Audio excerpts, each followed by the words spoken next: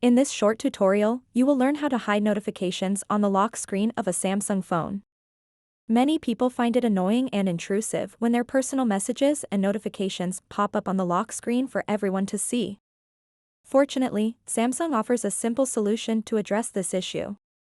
To get started, swipe down from the top, just like this, and then tap on the gear icon at the top right corner of the screen.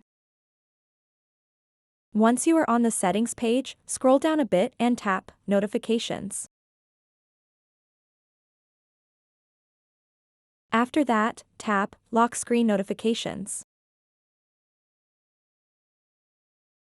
To hide notifications on the lock screen of your Samsung device, simply toggle off this switch over here. So that wraps up this tutorial. If you have any questions about this whole process, please let me know in the comments section below.